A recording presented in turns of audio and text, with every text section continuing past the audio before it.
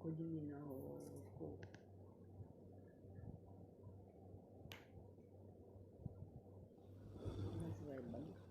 بسم اللہ الرحمن الرحیم صلی اللہ تعالی علی حبیبہ محمد وآلہ وسلم۔ قرآن پاک میں ارشاد باری تعالیٰ ہے، بے شک شرک بہت بڑا ظلم ہے۔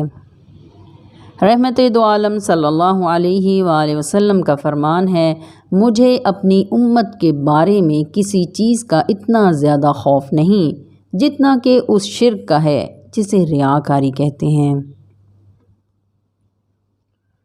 روز قیامت حق تعالیٰ فرمائے گا، اے ریاکارو، جاؤ انہی لوگوں کے پاس جن کی خاطر تم عبادت کرتے تھے۔ حضور پاک صلی اللہ علیہ وآلہ وسلم کے روحانی فرزند دربار رسالت مآب میں وزیر حضوری کے منصب پر فائز حضرت شیخ سید عبد القادر جیلانی رحمۃ اللہ علیہ فرماتے ہیں، شرک محض صنم پرستی کا نام ہی نہیں ہے بلکہ اپنے نفس کی خواہش کی پیروی کرنا یا دنیا کی کسی بھی شے کے ساتھ صراط الذین انعمت علیہم اس سے مستثنیٰ ہے۔ عشق کی کیفیت سے منسلک ہو جانا صریحاً شرک ہے۔ حضرت مولانا روم رحمۃ اللہ علیہ فرماتے ہیں، شرک بتوں سے پیدا نہیں ہوتا بلکہ بت پرستی اور بت گری کا ماخذ نفس انسانی ہے۔ جب تک نفس کو شرک سے پاک نہ کر دیا جائے اس وقت تک نفس سنگ و خشت کے اصنام نہیں تو تصورات کے اصنام تراشتا رہے گا۔ بین الاقوامی روحانی اسکالر خواجہ شمس الدین عظیمی صاحب فرماتے ہیں کہ اللہ پرستی کا دوسرا رخ شرک ہے۔ شرک کے معنی یہ ہیں کہ توحید کے برخلاف اللہ کے ساتھ کسی کو شریک ٹھہرانا، اللہ کی بجائے اللہ کے کسی اور تخلیق شدہ شے کو اہمیت دینا، اللہ کے علاوہ کسی کی پرستی کرنا۔ جو قومیں شرک میں ڈوب جاتی ہیں ان کو اللہ کا ہولناک عذاب صفائے ہستی سے مٹا دیتا ہے۔ اگر غور کیا جائے تو یہ بات سامنے آتی ہے کہ اس زمین کے انسانوں کی تباہی میں شرک ایک بہت بڑا فیکٹر ہے۔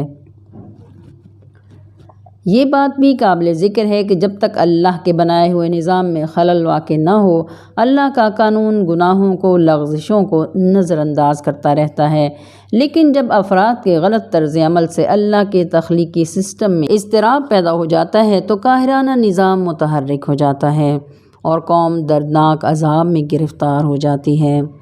قوم عاد، قوم سمود، قوم لوط، قوم نوح کی ہلاکت میں براہ راست شرک کا عمل دخل ہے، کیونکہ شرک گناہ کبیرہ ہے۔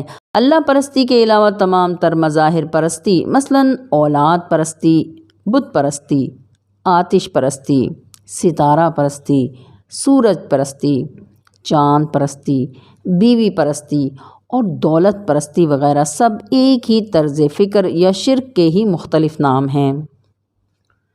بالخصوص دولت پرستی شرک کی ایک ایسی آگ ہے جس سے ہر کوئی جل کر راکھ ہو جاتا ہے۔ دولت پرستی انسان کو خود غرضی، حق تلفی، دل آزاری پر اکساتی ہے اور متکبر بنا دیتی ہے۔ اللہ تعالیٰ ستار العیوب اور غفار الذنوب ہیں، مگر دولت پرستی ناقابل معافی جرم ہے۔ جب لوگوں میں انفرادی طور پر یا قوموں میں اجتماعی طور پر اللہ پرستی کے علاوہ کوئی اور پرستی غالب آ جاتی ہے تو ایسی طرز فکر کے حامل لوگ انفرادی اور اجتماعی طور پر وہم میں مبتلا ہو جاتے ہیں اور توہم پرست لوگوں کے ذہنوں میں وسعت نہیں ہوتی، ان کی سوچ میں گہرائی نہیں ہوتی۔ توہم پرست انسان کو بڑی آسانی سے دھوکہ دیا جا سکتا ہے۔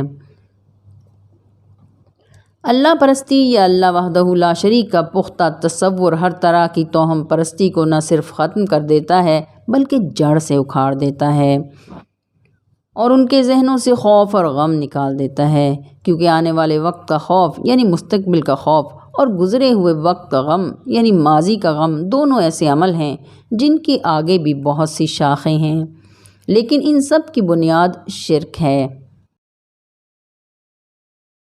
سلسلہ چشتیہ کے امام حضرت ممشاد دینوری رحمۃ اللہ علیہ فرماتے ہیں کہ بتوں کی بھی مختلف قسمیں ہیں۔ بعض لوگ نفس کو بت بنا کر، بعض لوگ دولت کو بت بنا کر، بعض لوگ بیوی بچوں کو بت بنا کر، بعض لوگ صنعت و تجارت کو بت بنا کر، اور بعض لوگ اپنی ظاہری عبادات کو بت بنا کر ان کی پرستش کرتے ہیں، لیکن انسان کے لیے ایسی کیفیت بہترین ہے جس میں وہ مخلوق سے قطع تعلق ہو کر خالق سے نزدیک تر ہو جاتا ہے۔ حضرت بو علی شاہ قلندر رحمۃ اللہ علیہ کے نزدیک ہر وہ شے جو اللہ سے توجہ ہٹا دے دنیا ہے، اور اللہ سے زیادہ دنیا کو اہمیت دینا روحانی نقطہ نظر سے شرک میں شمار ہوتا ہے۔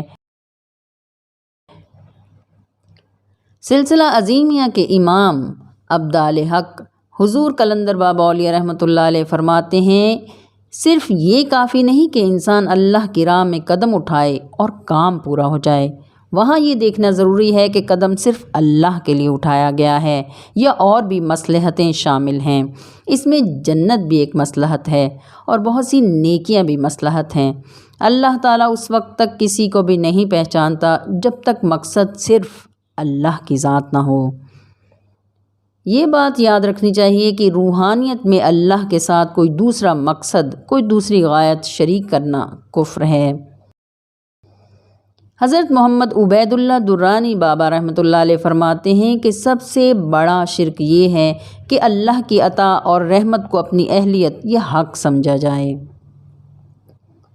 یعنی ہماری صلاحیت کے نتیجے میں ہمیں یہ ملنا ہے یا ملا ہے۔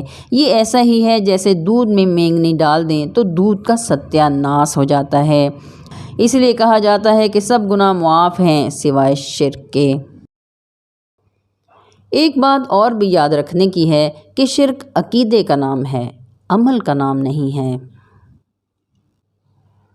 بین الاقوامی روحانی اسکالر خواجہ شمس الدین عظیمی صاحب فرماتے ہیں کہ ہمارے ایک قریبی دوست حضور بابا صاحب کے بڑے عقیدت مند، بڑے اچھے اور بڑی باقاعدگی سے حاضری دیتے تھے۔ میں نے ایک روز حضور قلندر بابا اولیاء رحمۃ اللہ علیہ سے پوچھا، حضور ان صاحب کی روحانی ترقی کیوں نہیں ہوتی؟ لاکھوں کروڑوں کی تعداد میں درود شریف کا ورد کیا، لاکھوں کروڑوں مرتبہ یا حیو یا قیوم پڑھا، ہزاروں نفلیں پڑھیں، 7 وقت نمازیں پڑھیں۔ پیر و مرشد کے ساتھ عقیدت کا یہ عالم ہے کہ مرشد کے سامنے بیٹھنا بھی گستاخی سمجھتے ہیں، ہاتھ باندھے کھڑے رہتے ہیں۔ آخر ان کی روحانی ترقی کیوں نہیں ہوتی؟ حضور قلندر بابا اولیاء رحمۃ اللہ علیہ نے فرمایا، یہ بندہ بہت اچھا ہے لیکن اس کا دل اولاد کی محبت سے معمور ہو گیا ہے۔ میں نے عرض کیا، حضور اولاد کی محبت تو فطری ہے۔ تو حضور بابا صاحب نے فرمایا، اولاد کی محبت فطری عمل ہے، لیکن اولاد کی محبت اگر اللہ کی محبت پر غالب آ جائے تو اولاد فتنہ بن جاتی ہے، اور اولاد کی محبت اگر اس لیے ہے کہ اللہ نے مجھے ایک کھلونا دیا ہے، اولاد میری خوشی کا سامان ہے، اللہ کی نعمت ہے اور میں اس نعمت کا امین ہوں، امانت دار، باغبان ہوں، تو یہی اولاد دین و دنیا کی بھلائی بن جاتی ہے۔ اللہ تعالی ہم سب کو ہر قسم کے شرک سے محفوظ فرمائے اور سچا توحید پرست بنائے، آمین یا رب العالمین، آمین۔